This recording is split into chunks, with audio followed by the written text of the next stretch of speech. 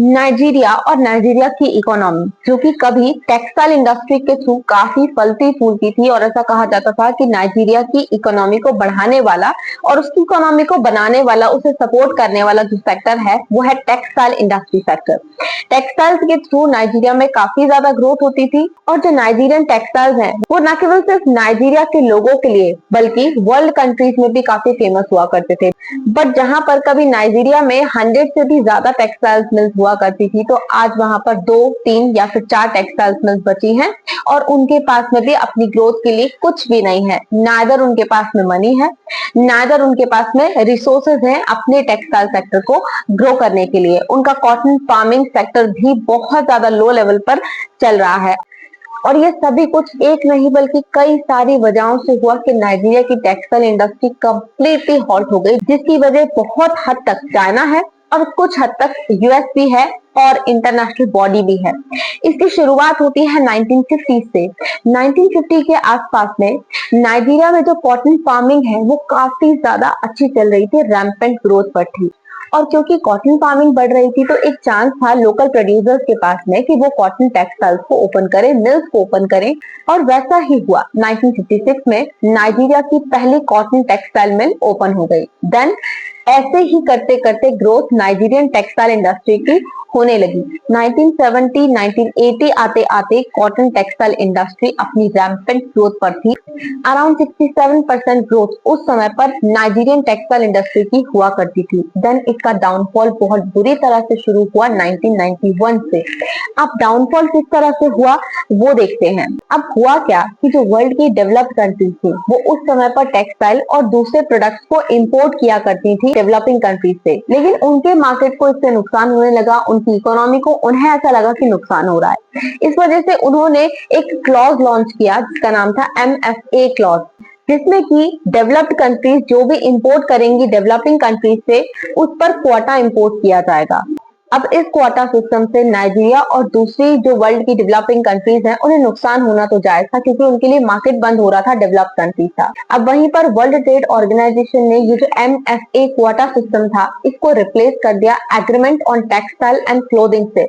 और ऐसा करके वर्ल्ड ट्रेड ऑर्गेनाइजेशन ने सीधे सीधे जो टेक्सटाइल इंडस्ट्री थी उनको general agreement on tariff and trade system में ले आए। मतलब अब डेवलपिंग कंट्रीज की टेक्सटाइल इंडस्ट्रीज पर टैरिफ इम्पोज होगा, जो कि वर्ल्ड ट्रेड ऑर्गेनाइजेशन का एक रूल है, एक क्लॉज है, जिसमें ये कहा जाता है कि अगर किसी भी कंट्री को दूसरी कंट्री से इंपोर्ट करने में उसकी इकोनॉमी को नुकसान हो रहा है तो वो टैरिफ इंपोज कर सकती है। अब इसी गेट एग्रीमेंट में जो टेक्सटाइल इंडस्ट्री थी वो आ गई। अब जो नाइजीरिया है वो भी 1995 में वर्ल्ड ट्रेड ऑर्गेनाइजेशन में आ गया, और यहीं पर सबसे बड़ी ब्लंडर क्रिएट हो गया नाइजीरिया के लिए।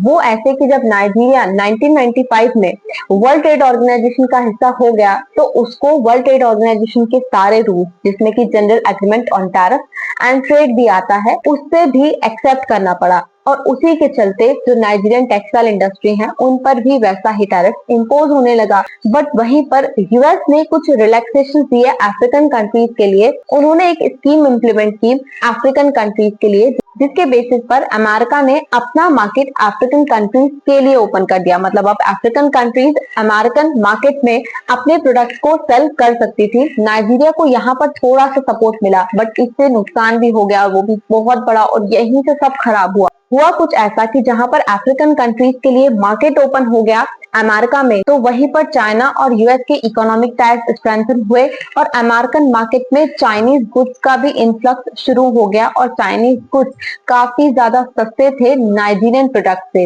यहीं पर नाइजीरिया की इकोनॉमी ठप होने लगी, क्योंकि उसका सबसे बड़ा कॉम्पिटिटर टेक्सटाइल मार्केट का अराइज हुआ जो था चाइना। अब इसके बाद में नाइजीरिया के लिए जो डोर्स थे कि वो अपना प्रोडक्ट को सेल कर सके वो बंद होने लगे, क्योंकि चाइना ने कंप्लीटली नाइजीरिया के टेक्सटाइल एक्सपोर्ट को ओवरटेक कर लिया।